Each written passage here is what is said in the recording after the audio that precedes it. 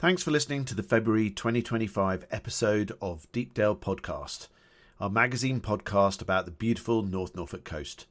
This month we visit two of our local museums, Cromer Museum and Sheringham Museum, the Mo, discovering the hidden treasures in these wonderful local attractions. It's clear how incredibly passionate the curators and volunteers are and the deep knowledge they have about the local area and its history. Our Simon also returns with the top 5 local views, and Ollie from the One Stop Nature Shop gives us a local wildlife update. We really hope you enjoy the listen. Please do subscribe to the Deepdale Podcast wherever you usually get your podcasts from, and please let your friends and family know about us. If you have the time, we'd love you to leave a review, as it all helps encourage more listeners. Enjoy the listen.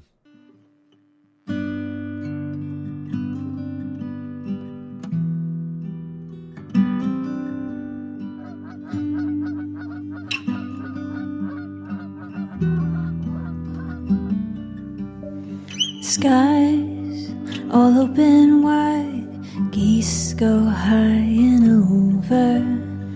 Oh, now you're a beachcomber, a fistful of samphire, sea, lavender, see you next year.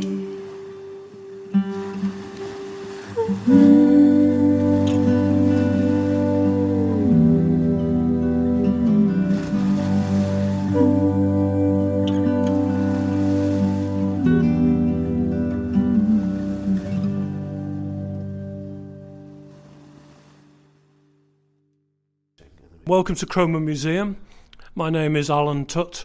If anybody hasn't been here who's listening to the podcast, basically it's a lovely little museum right in the heart of Cromer. We're right next to the parish church and we're overlooking some of the shops. The museum goes through from Church Street to Tucker Street, so if you come out the back entrance, you're virtually on the seafront. We're just going to have a wander round and learn a little bit more about what is where, why you should come and visit this lovely little place. So lead on. So here we have East Cottages. There are 5 of them. They are Victorian cottages, and they used to be inhabited by local people, mainly fisher folk. And when in the 70s the last tenants began to leave, the local town council had the prescience to turn it into a museum. So these cottages are now the museum, and these were the outhouses and toilets that went with the cottages, and they are also now part of the museum. So it's all pretty authentic. When were these cottages from? When were they built? They were built in Victorian times, so 1870s, 1890s, and they were turned. You can see on this official stone on the wall here that the museum itself opened in 1978. So we're coming round to nearly 50 years that the museum has been operating in Cromer. So who had the foresight to not have these cottages either gentrified or, knocked down and actually turn it into a museum? I think there were a number of individuals on the town council who had the prescience to see the potential. Cromer, as you know, is mainly famous for seaside, but on a rainy day, a horrible day, what else do you do? So there's a backup in terms of Cromer Museum for people to come in, and believe you me, when we get bad weather on a summer day, the families pour in. Yeah, they can imagine, yeah. A lovely old clinker-built boat. Is this one of the fishing boats, or is it an old RNLI boat? This is one of the last wooden fishing boats. It's called Little Swallow. We have got photographs of it out at sea. As you can see, it was donated to the museum quite a long time ago by Richard Davis, who was a former Cromer lifeboat coxswain. And lots of local information about the fishermen that used to live in this place and the family life that they had. I love the water pump outside. That's great. Would you like to step inside the cottages? Excellent. That'd be great. Yeah. So we're looking at a big display cabinet with lots of really interesting information about the town, the stores and the bottles and the various different shops and the printers and that kind of thing. So essentially, as I mentioned outside, there are 5 cottages, and each one has a kind of different theme. Some of them are quite old-fashioned still. Some of them have been right up to date, modernised. We're standing in the living room cum kitchen of the end cottage, which has been left in an authentic way with utensils, crab boats, and a figure of a fisherman sitting in a chair, perhaps dozing in front of the Arga. We've always known him as Valentine, although we don't quite know where that name evolved from. And he's both popular and unpopular with visitors. Some people love him, some people feel a bit scared of him when they come in. If you don't, I didn't realise he was there. And you suddenly realise that someone's sitting in the corner from out the side of your face, and you're like, oh, right, okay, yes. He's very realistic. Yeah, it is. Yeah, very. The room would have been lit by gaslight. When I first started here, this was still functioning, so we used to come in, light the gas light, and it made a very nice light in the room, and it used to make a nice little putting sound. But it used to break down a lot, and health and safety, so we just got a subdued light now. I can imagine that the insurance company were much keener when that was switched off. Got a little piano here. Excellent. Badly in need of a tune. Yes, although it looks like it's had a few years in its life, and it may be quite difficult to tune well. We're hoping to get another one, actually, one that people can actually play. That's the plan. And if we go up these little winding stairs, we come to the cottage bedroom. Lovely. Quite narrow. This was the little bedroom. There might have been a family of, say, up to 8 people living in these 2 rooms, so overcrowded. Wow. Yeah. When teenagers complain about the size of their bedroom now, that puts us in some proportion, doesn't it, really? Everyone piled up on top of each other. Got a little kiddies area up here now, and some nice displays in the very old cabinets in this room. A Gansey, famously worn by fishermen in these parts, not just Cromer, Sheringham and up and along the coast. It's sort of like a half smock, half jumper, isn't it, really? It's sort of, they look very comfortable, I have to say. Quite tight fitting, because you don't want it catching on anything when you're working. There is also some anecdotal evidence that each Gansey had its own design of knit, and if, unfortunately, the fisherman or sailor was swept overboard and then washed up, you would know who it was by the design in the knit. Quite hard to see, but down in the corner there is an exhibit relating to the Empress of Austria, who visited Cromer at the height of the kind of Victorian boom for going to the seaside. And that little brooch was presented by her to postmaster, who helped her with her mail and what have you. So she was quite a celebrity in her time, and she was actually fearful of being assassinated. This is in the years going up to the First World War. So she often was, very careful about people around her. And in fact, it proved to be, unfortunately, what happened to her was she was later assassinated on the continent. A previous colleague of mine painted these rather nice Cromer-related murals. They're beautiful murals. The sea creatures are absolutely stunning. The mammoth is fantastic. Who was it who painted the murals? Rebecca Lusher. In this second cottage where we came in, there are some slightly more old-fashioned cases, and this one is particularly interesting. Hundreds of years ago, Cromer wasn't really Cromer. There was a town here called Shipton, and that was basically half a mile out what is now sea. Right, okay. So through coastal erosion, the village or the town was abandoned. So there was a church there, and then they moved it. They focused more on Cromer. People were sceptical about whether Shipton existed, and an early curator here, Martin Warren, who unfortunately passed away last year, he trained to be a diver, just to do one dive down to Shipton, which he did, and he brought up these are fragments of masonry and church and what have you, and he was convinced that Shipton existed. Did exist, yeah, and these bits here.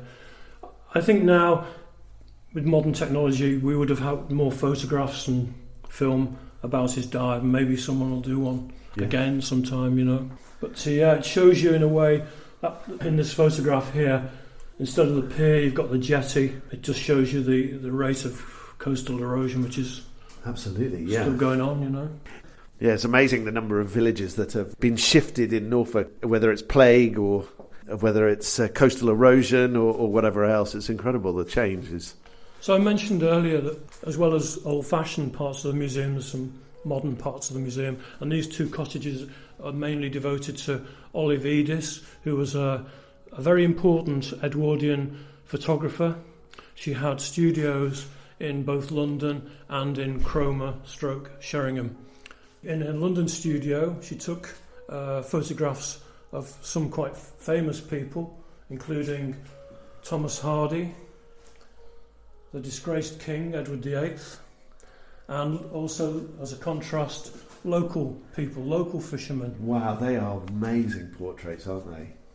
She seemed to have a gift of rapport with the fishermen, so they seemed very relaxed in the pictures, but also able to capture the life they lived. You can see the sea in their faces, can't you? It's just incredible, just how much weather they've seen. It's incredible. Yeah.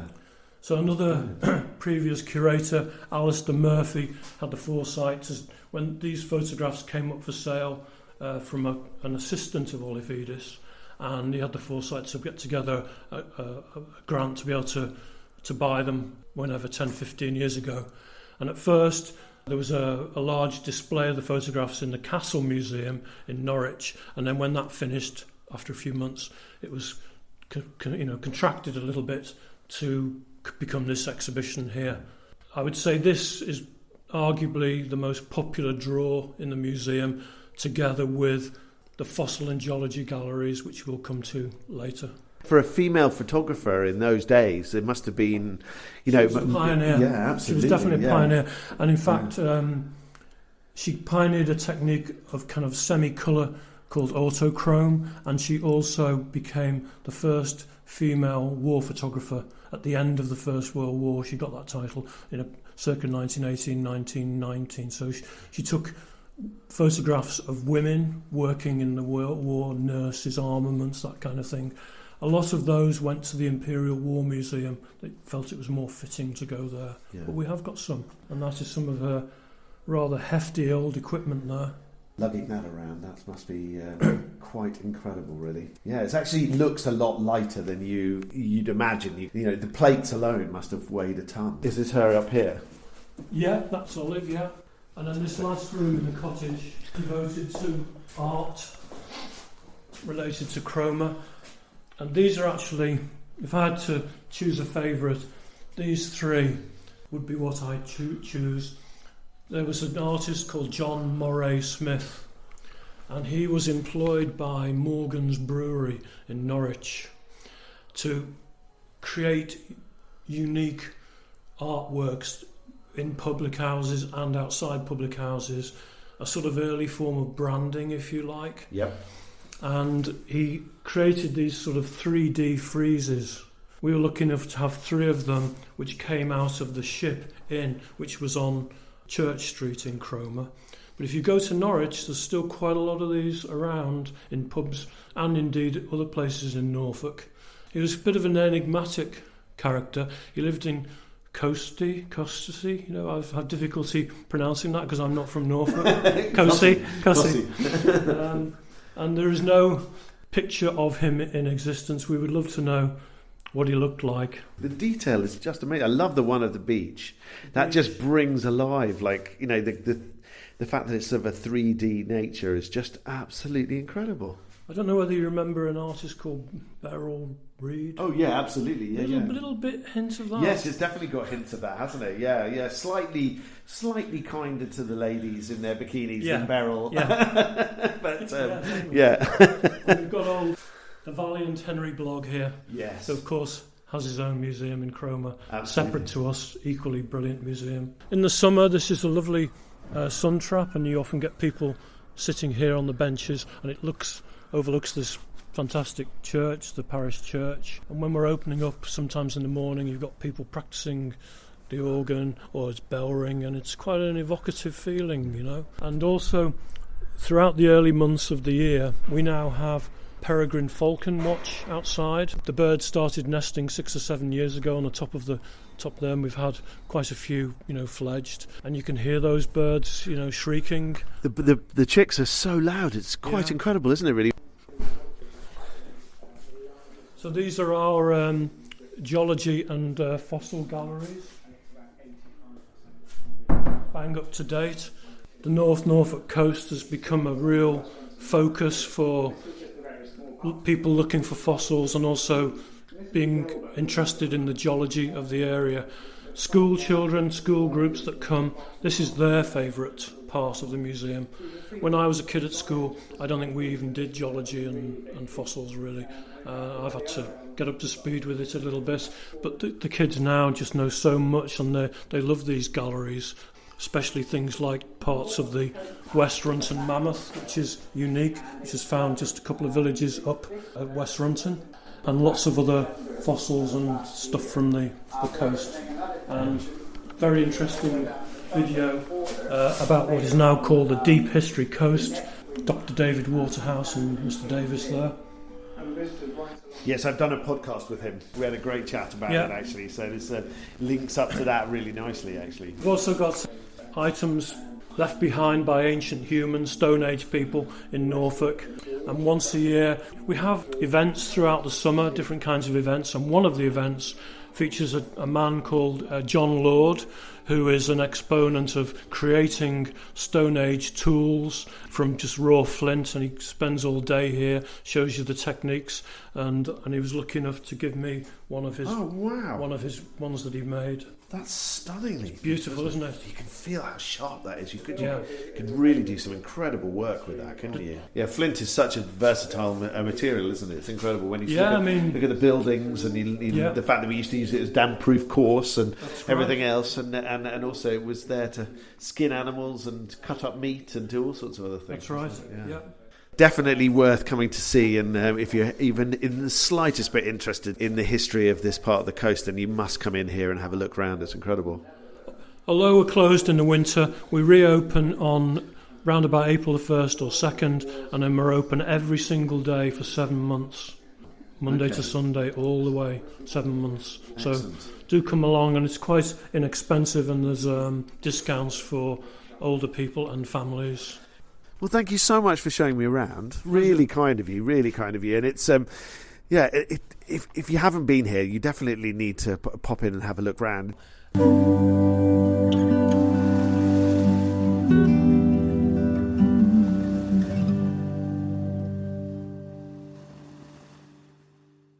The Sex Pistols in Cromer.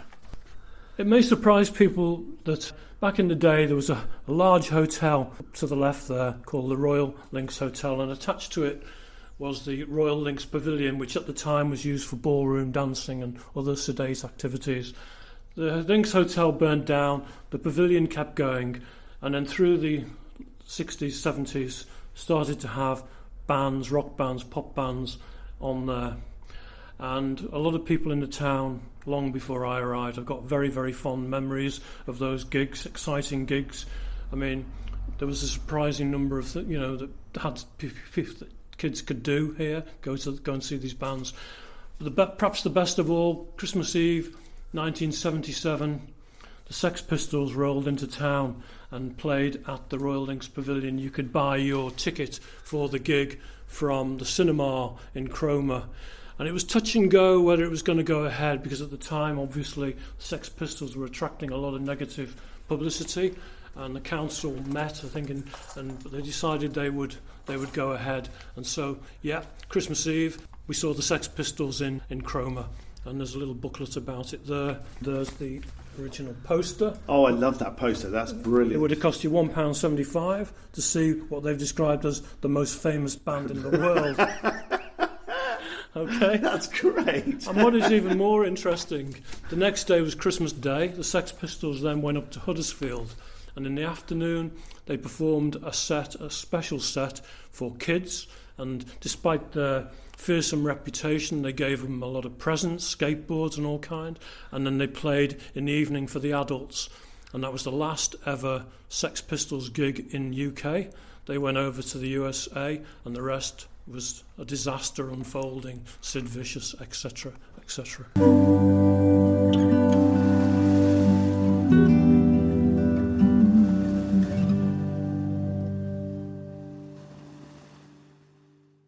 Hello, listeners to the podcast. I'm going to be discussing the top 5 views in all of North Norfolk. That was the task.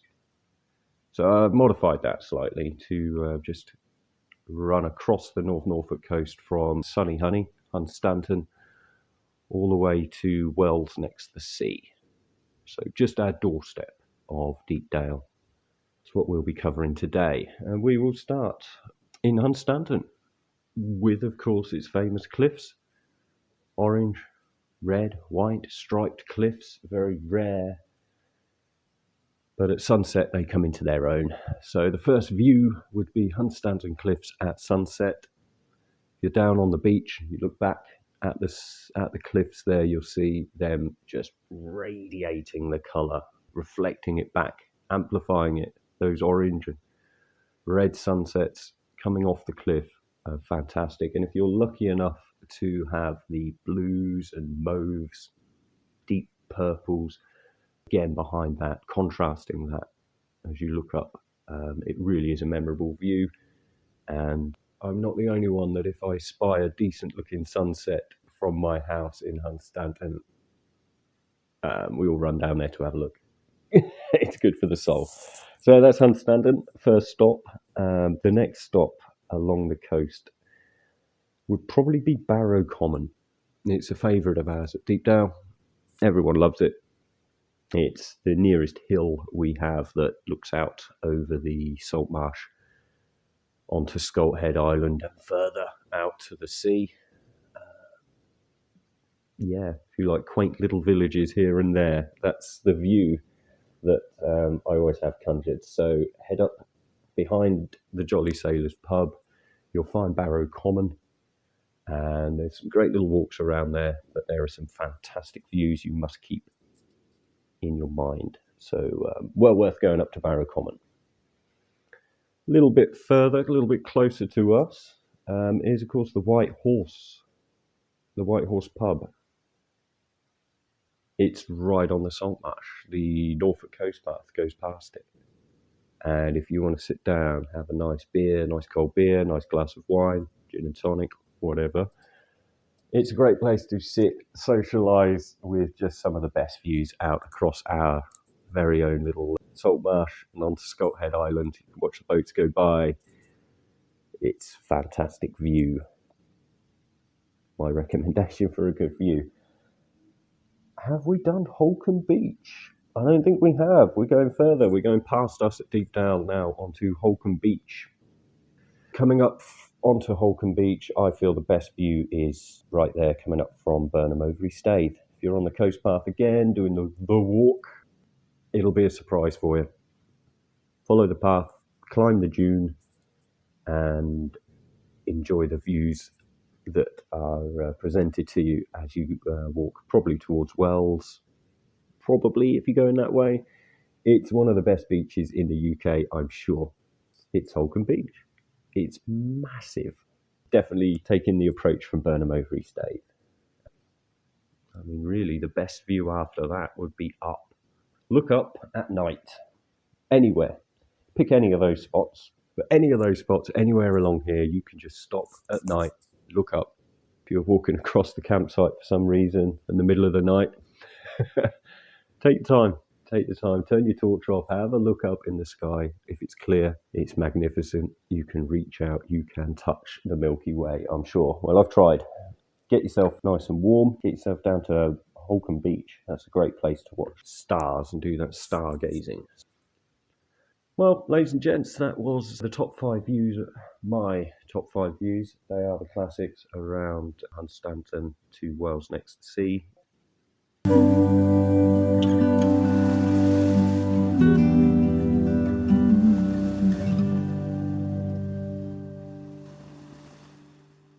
So we are here at the Sheringham Museum, otherwise known as the Mo, and I am with 2 of the key personnel. They're going to introduce themselves shortly. We're standing next to a lifeboat, which I'm sure we'll understand more about shortly, and a box that's got a town crier's outfit in, which I believe is causing some headaches as to how that all goes together. But I'm sure we'll learn more in a minute. Please do introduce yourselves. Hello, I'm Lisa Little. I'm the curator and museum manager. And I'm Mhairi Campbell. I'm chair of the board of directors for Sheringham Museum. So how long has the Sheringham Museum been here? When did it start? Well, we've been here for over a decade in this building as it is. Previously to that, we actually had 3 cottages that were in the town. So we got too big for our boots, really. We got offered the lifeboats, as you've already mentioned. There's one of them behind us. But we actually have 4 lifeboats from Sheringham in the building, which you haven't seen yet. So we'll take you on a wander around to show you those. But when the very large lifeboat came, which is the Manchester Unity of Oddfellows, which when it was retired... That's quite a name. It is. It was paid for by them, so a friendly society, from when it was retired from the RNLI, and it's something that I remember in my lifetime. So it was in service in the up into the late 1980s. Yes, so that is enormous, and it was offered to the museum, raised funds, and we purchased it. Obviously, you can't fit a very large lifeboat or 4 in a very small cottage. Yes. So the museum had to move. So we came to this location, which is actually right on the seafront on the prom. Lots of people walk past and they see the big 5-foot letters that say museum, and they come in and go, "Are you the museum?" It's like, well, funnily enough, yes, we are. It literally is what it says on the tin. And they're always surprised by how large we are indeed. And we are huge. So you've just come in and seen the top floor, but we will show you all the rest of it shortly. Excellent. And how long have you both been involved? Oh gosh, it will be 8 years this year since I've been here. They've had to put up with me for a very long time, haven't they? And in my case, about 5 years. Great. Well, lead on. Let's go and see. Currently, we're just on the top deck. This changes every year, so we have a temporary exhibition that changes. Last year it was Fishing and Faith, which was about the town, and obviously fishing and Salvation Army and all of those type of kind of faiths were really important for the town.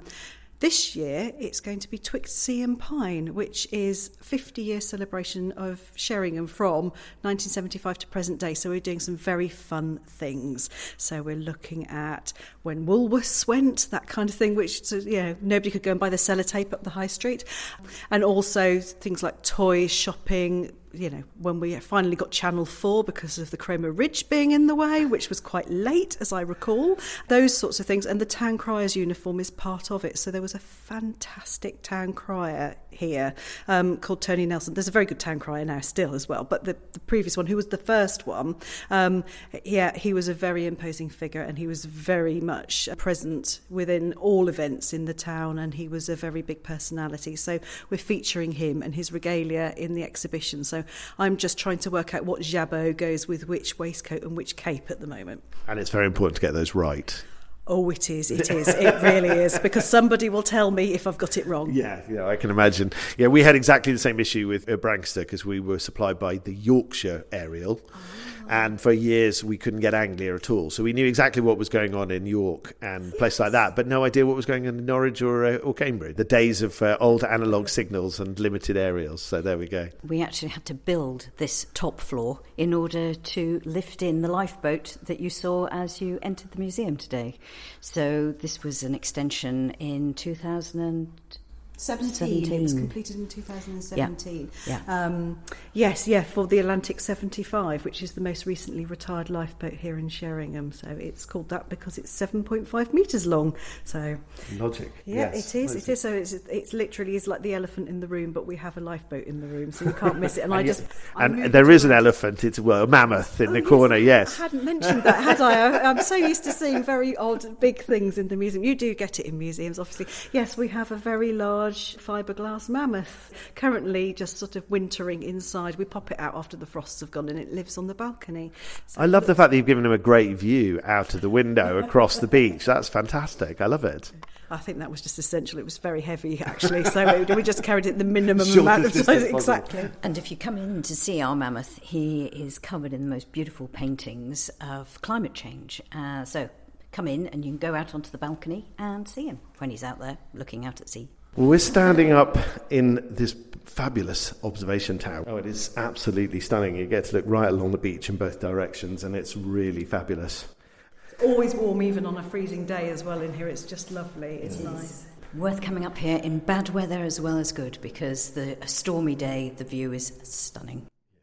We've got the wind energy displays here as well, and that's also free entry for people who want to come along and have a look. And it's being redisplayed brand new for when we open on March the 29th. Watch this space. So we're very excited about it. So it will look so brilliant. If it's anything like the images that we've seen and the presentations, yeah, it will be great. So we've been working with the designers to do it, and it's some of the designers that works and did the displays at the London Science Museum as well. So it's going to be some good hands-on things in here too.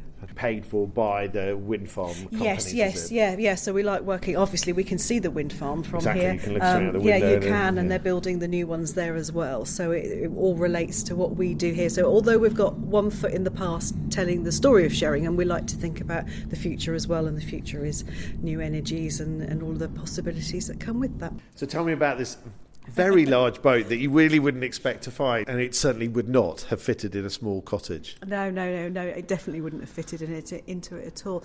Well, that was the big game changer, really, having that one, but it's not just the Manchester Unity of Oddfellows, which is the Oakley class of lifeboat. It's the last offshore lifeboat that they had here in Sheringham. But when people come in, they are so impressed, and they go, oh, it's a really big lifeboat. But then what you say is, yes, but behind that we've got the Forester's Centenary lifeboat, which is the first lifeboat that we had in Sheringham that actually had a motor, and then behind that is the rowing and the sailing one as well. So actually you go back in time the further you get into the building. So there are 3 lifeboats on our ground floor. The lifeboats in Sheringham now are just inshore. The offshore one is in Cromer at the end of the pier. There is, and there, I think Wells is as well, isn't it? Yes. So that's it really. Yeah, so the Atlantic 75 we have upstairs. The one that we've actually got currently in use at the end of the prom, which is the opposite end of the prom to us, is the Atlantic 85. So after I said earlier on about the measurement of it, you can guess that that's 8.5 metres. Yeah. And some very big engines. Yes, absolutely. And a tractor and a catch net for when it comes in, which is quite fun. It's a quite exciting thing to see, isn't it? The Atlantic 75, the lifeboat that you saw when you entered the museum, was one that there was money put towards that from Blue Peter. So if anybody remembers those days when they had their great big things that lit up. Yes, I think it was milk bottle tops paid for the lifeboat. The totaliser, yes. So walking around the lifeboats, so we're going past our sort of coming of the railway, our seaside beach hut display. That's the other side of the large lifeboat. So just to say that we've got lifeboats here, that doesn't really kind of cover it, because what we've been trying to do is to feminise the social history collections. Obviously, the lifeboats are very imposing, but we tell the story of the fishermen and the fisher families, and we try and do as much as that through textiles as we can. So we are the East Anglia Centre for Ganseys. So the East Anglian Gansey Group founded here by myself and one of the Board of Trustees, one of the other trustees, and we've been working on lots and lots of Ganseys, which is fishermen's sweaters, for those that don't know. Behind you, hanging up, is our incredibly large, giant Gansey of Inclusivity that was worn by a puppet that went in various carnivals displays at the Forum, and it's got flags of inclusivity all across the whole bottom of the part of the Gansey. And it is 16 feet wide. You'd probably fit most of the England rugby team in that. It still looks big next to the lifeboat, so that shows you. It's a lot of knitting. So myself and David Shenton, who's a cartoonist in Norwich and works a lot with Pride and LGBT+, did lots of cartoons in The Observer, and so he's very well known in the kind of illustrative circuit. He worked on that, and he's also a knitter. So he knitted the colour work on the bottom half, and I got the navy blue boring bit, which just went on and on and on. But it's, you needed that bit to hold it together and make it into a jumper. So it's very, very impressive. Lifeboats only worked if the community worked, and the fishing communities only worked if the community worked, didn't they? So it was all interconnected. And although you find that people focus on the 10 men or 15 men or whatever it was who were rowing the lifeboats and the incredibly heroic stuff that sometimes they did to get people out of the sea. they are only able to do that on the fact that there was a whole support network of other people, as you say, knitting the jumpers and putting the cork life jackets together and, you know, building the boats and making the repairs and all that sort of stuff. So it was a community spirit all the way through. It really was. Yeah, you've got to think of the Gansey's, their wet weather gear, because they didn't have, you know, Gore-Tex or anything brilliant like you have today. So you would have your sou'wester that you would often oil at home and make at home. That would often get really sort of hard and start cracking in cold weather, or smell horrible and start melting a little bit. Yeah, can you imagine in the hot weather? But the Ganseys, they're something that we're really proud of, because we've got lots of exhibitions and we've been doing lots of touring things around the country, down the East Coast with our Ganseys as well, and we're documenting and evidencing and using photographs and actual ones that we have in our collection to make replicas of all of them. So we have over 40 of those, and we've got over 40 in our main collection as well. So am I right in thinking that they were quite personalised, so that you could almost tell who they were from the jumper, even if you couldn't necessarily identify them from the body? Thank you for saying that. Yeah, it's a bit of a myth buster. Yeah, because everybody says, oh, you can identify somebody that was washed out to sea by their jumper, by the pattern on it. That's not necessarily true. It's true that some of the family members, so it would be a mother or a wife perhaps, that would knit them for the fisherman, for the husband, or the son even. But also you would have people who would be out workers, who were knitters, who would do it for other people, because not everybody knitted. Not everybody had a wife or a mother still who could do it or wanted to do it. So there were certain people in Sheringham who knitted for other fishermen, including the Cromer ones as well. So Cromer people all came to Sheringham, including like Henry Blogg and all of those. They all came to Sheringham and had their Ganseys knitted. So Sheringham is unusual for that, because we were knitting the finest Ganseys in the country, arguably, but they are much finer than all of the ones in Guernsey, which all the way down the North Coast. So we're very proud of our very fine knitters. Each year we hold International Gansey Day. All things Gansey. We have people that come from all over the world to it. It is our busiest day of the year, busiest than the August bank holiday. We are absolutely rammed, and Sheringham is dead, but for people, but they've all booked up and they're all staying here, and all these people come to look, men and women alike, all interested in knitting and about the social history and the families, and it's the stories that you tell. The patterns are lovely, so some of the knitters would knit a pattern and the knitter would favour the pattern, but then they may have spotted that pattern that is the relief motif on the jumper, perhaps by going over to Lowestoft or Galston, going to church, going and having a look and seeing what the Herring girls were doing. Because the Sheringham knitters, we know, were nosy, because we've got them sort of interviews from the 1960s and earlier, and anecdotally they did say, I'm just going to go over to Lowestoft and have a quick look and see what they're bringing down with them. So those patterns would all change, and then obviously there's a bit of cross-fertilisation. Some of the Scottish people came down and they married here, and some of us didn't just stay in Sheringham, they moved, and we did move, and we did go, contrary to popular belief, they did leave Sheringham and they did go to other places and take their patterns with them. We also have 3 fishing boats on this floor. The Windsor Rose is currently undergoing its annual restoration, so it's just having a bit of a clean-up and a lick of paint on the inside of it as well. And the fisherman that worked in this boat, and his father before him, is actually popping in tomorrow to come and have a look at it and say hello, which is really nice. Great. It's really nice. So that looks actually very small compared to the JC Madge, which is our oldest lifeboat that we have here. And you can't imagine that. You can't imagine a bunch of blokes having to row that in horrific weather. It's such a heavy piece of, and I know that it had to be strong and it had to cope with the winds, but oh my word, it's a whole different level. 16 oars, so 16 men would have, and it is a substantial bit of kit. Mhairi told a fantastic story about this. It made its way all the way to Grimsby, and the men were literally had to be lifted out. At the end they were frozen. This was in snow after a rescue. So they went up to Grimsby, and then they were lucky. They got towed back part of the way. But there were no mobile phones, nothing. The families thought that their men were gone.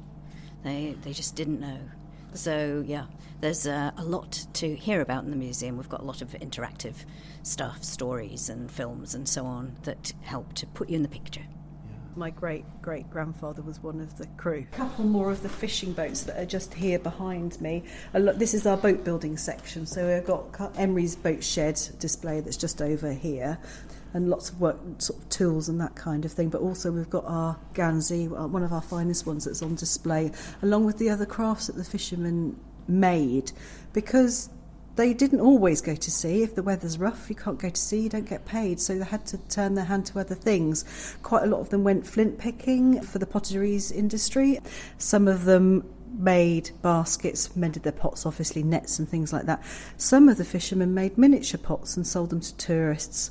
But there are lots of other kind of rope work and other type of craft items, I suppose we would call them, which are incredibly skilled and rather beautiful that we've got here in the case, and I'm particularly fond of that. That's why it's quite crammed. I do like it. Who made the mermaid? Oh gosh, that's me. There's a mermaid trail around the building for the children to spot. One of the volunteers, she does a washing activity so she'll dress up as Mrs. Peg. So she gets out the laundry, and it's surprising how many children don't know what the smell of carbolic soap is, or what a mangle is, or even, just the washing tubs and the whole dolly type thing. So they come out and they just laugh at Victorian knickers mostly, actually, yeah. I love this little shop front as you wander through the corridor. It's great. Shannock Street. So we've got all different shops here that were here in the town. So we've got Pratt's Saddlery Shop. Now, Pratt's is a very special shop for us, because if it wasn't for them, we wouldn't have the museum. So the Pratt family actually owned the cottages that the museum started in. When Mr. Pratt passed away, he actually, in his legacy, was to give us the cottages, but the trade-off was that we got all the contents of his shop as well. So we've made a complete shop, and it is much tidier than his shop would have been, because it was the most untidy shop ever, and everybody sort of knows about that and relates to it. However, I think that we've tried to do it justice a little bit. It's a bit less mucky, but he knew where everything was and he could put his hands on it. So, I mean, it may have been untidy, but he knew his stock. Yeah, we used to have a wonderful shop called Clark's in Aylsham, which was a hardware shop. And as an individual, you could never find anything, but he always knew exactly where the nut or the bolt that you needed, pointing in the direction. He had everything. It was just brilliant. Yeah, mind you, Blythe and Wrights is like that here in Sheringham as well. That's going to be included in our display. So I've got to pinch bits of our display here in the main part of the museum. I'm going to be taking Ronnie Wright upstairs for our celebration of the last 50 years of the town exhibition this year. So he'll be up there, and he's a large cutout with his 4 candles in his khaki brats in his outfit there. So I've got to put that upstairs. So bless him. So Blythe and Wrights will be featuring upstairs. It's been one of the stalwarts of Sheringham, because it is still a very big part of the town, and you can go in there and just buy one screw, and it's brilliant. Yeah, it is. It's fantastic. And if anybody has any time to spare, just ring up and just listen to their answer phone message. It's hilarious. It is so funny. It absolutely. I listened to it 6 times 2 days ago just to make me laugh, and I keep telling them. It says we're the best in the world, and it's brilliant in a very Norfolk accent. I just love it. That's great. Oh, a man trap. Oh, Man trap. The kids' favourite thing. Yeah. So a lot of the children like to come in to here, and we also have school parties that come in, and this particular area depicts social history within Sheringham. And although we tend to think about the lifeboatmen and the fishermen, there's a lot of agriculture went on, and a lot of those fishermen had to plough the fields for their own food. So it's worth having a little look, including the rather nasty man trap. Sheringham suffered during both World Wars, but we do have the innards to the bomb that fell from the Zeppelin right through one of the fishermen's cottages, narrowly missing the little girl who was sitting in a high chair. Nobody was hurt. In fact, the lady of the house popped it all in a bucket and took it outside. They were very, very fortunate, weren't they? She put the bomb in a bucket like that was going to do anything. A bucket of water. Yeah, she put it in a bucket of water. Safety first and all that. Safety first, yeah. I think somebody slightly slipped off a stool with shock, and that was it. Miss Alice Jeffreys was a spinster lady between the wars, and she used to run a wood carving school for fisher boys and some of the men to learn different skills. This is something that would add an extra string to the bow for when the weather was bad, and some of them were very gifted. So we were lucky enough to be able to have, as part of a bequest, this lovely cabinet that's here as well, that was made during that period of time by a lovely local gentleman whose father made it. He used to run our garage here. He passed away sadly last year, Mr. Funnel from Funnel's Garage. So we're very lucky to have that, because we don't have very many pieces, and it was part of a sort of royal initiative. They've got a big collection of similar home arts and education and the crafting over at Sandringham. So I went over to Sandringham when we had an exhibition to do with folk art a few years ago, and we'd borrowed this lovely cabinet, and then here we are, and it's now been given to us, so it's now in our main social history gallery, so that's a nice addition, I think. The John Crask Gallery is a new one. John Crask is a Sheringham fisherman who was born here but moved over with the rest of his family over in Dereham, but we've adopted him as being from his hometown is here because he was schooled here to start off with, and he was too ill to go to sea, so he painted to make a living. It was, hand to mouth, very much so, swapping paintings for hospital medicines, doctor's visits, food, all of that type of thing. And when he got too ill to paint, he would embroider. His wife Laura taught him some embroidery stitches, so he's unusual. He's a little bit like Alfred Wallace, who's down in Cornwall. So we've got the John Crask collection. We've got some here, there's some over at Aldeburgh, quite a lot in private hands as well. But we have a lot of his embroideries. I think Laura taught him to embroider because she basically just said, well, you're not painting in bed and I'm not going to have any of that, so he would do that, and they're absolutely stunning, and they're very much, you can actually tell that he knows how the sea works, how a boat cuts through the sea. You can see the wake of the boat. They're not as naive as some of the naive paintings. The Alfred Wallace ones are beautiful, but the perspective is odd, and it's somebody who's not used to the sea. So we're working on a new film that's going to go in this space, so that's what we were talking about only yesterday, weren't we, Mhairi? Indeed. I love the fact that you can stand on the balcony and look down to the boats. You just have to look at the size of those oars on that boat and just realise how strong they must have been. We've got 72 volunteers at the moment, but we're a very large building. We're across 3 floors. Yeah. So you can imagine that when we're open, that people will be stewarding on each floor, and they'll be able to sort of talk about different aspects of things. And some of them just point people in the right direction because they get lost around the building, which I does can happen understand on why. a daily basis. Yeah, it does happen. Oh, another mammoth. Oh, yes. I like that one. That's fabulous. Amazing, isn't he? That's great.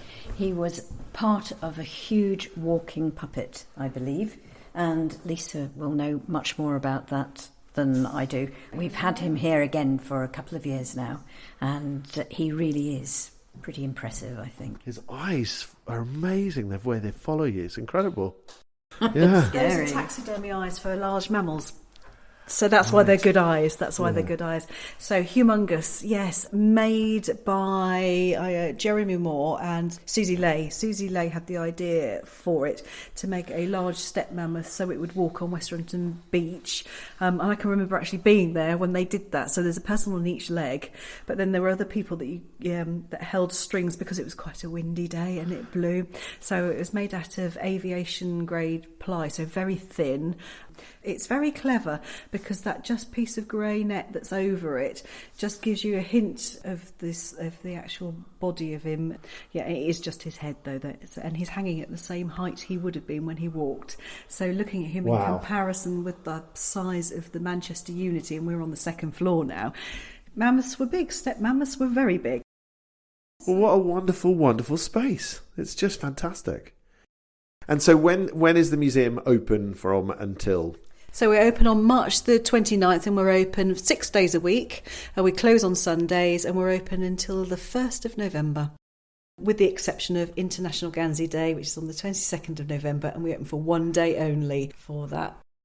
I highly recommend taking a walk along the Sheringham seafront on any day of the year. Make sure you pop in here and have a look round. And of course, the great thing about Sheringham is that there's always great fish and chips available once you've done your history. Come along and visit us. We'd be glad to see you. Well, thank you very much, both of you, for showing me around. That's really kind of you. You're very welcome.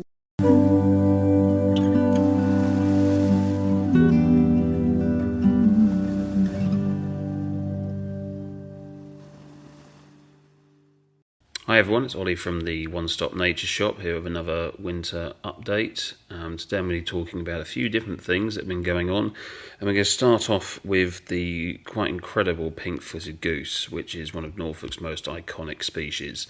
We're very lucky on the Norfolk coast to be able to have huge numbers of these, around 70,000 each winter, of the total 400,000 that are generally found in the UK during the winter months, making Norfolk one of this species' most important areas. They tend to arrive in late September, but mostly in October, from Iceland and Greenland, with the majority of the Norfolk population being of Icelandic origin. They're amazing, really, when it comes to their migration, with their migration time only taking 6 hours to fly from Iceland to the Faroe Islands, and a set of islands between the UK and Iceland, and then it takes a further day for them to arrive in the UK, and then they trickle down from the north coast of Scotland. They can be seen along the Norfolk coast, starting in the west from areas like Holme, then obviously here at Burnham Deepdale, right through to Holcombe, then along to Cley and sort of the east end of the Norfolk coast. You can obviously pick them out by their very iconic call. If you see them and they're not calling or they're not flying, then their pink legs and pink bills are quite a telltale sign. But they're generally quite a bulky goose.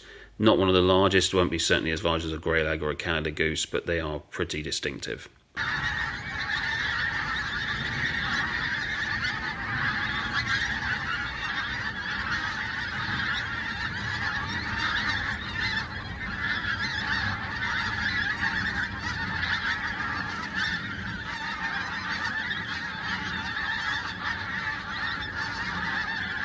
So the Norfolk coast is obviously blessed with its amazing coastal marshes, be that both salt marsh and fresh marsh. And these amazing habitats are perfect wintering grounds for a wide range of species, not just the pink-footed geese that we spoke about earlier.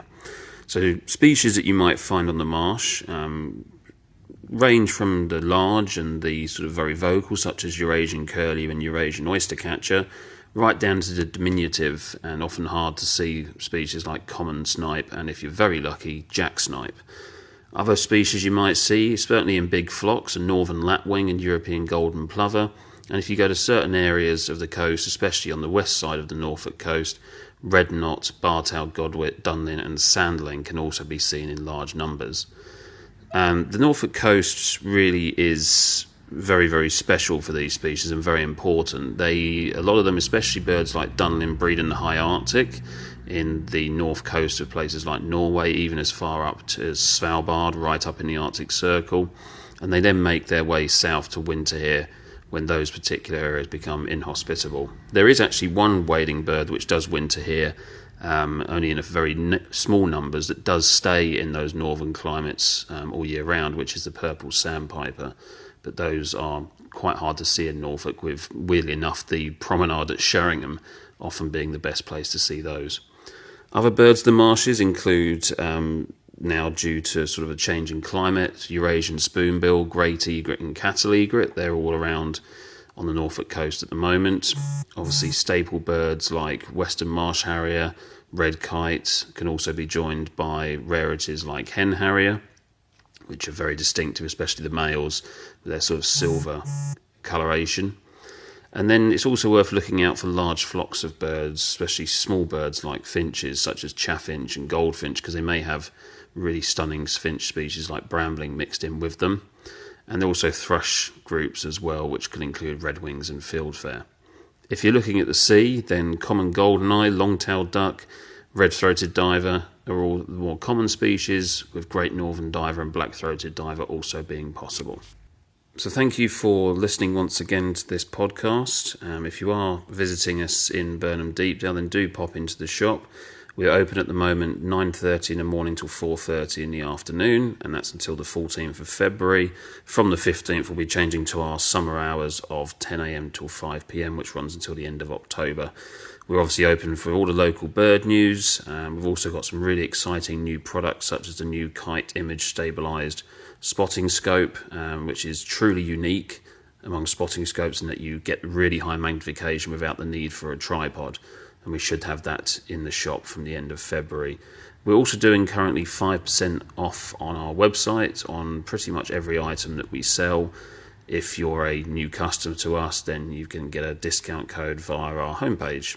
So once again, thank you for listening, and hope to see you in Burnham Deepdale very soon.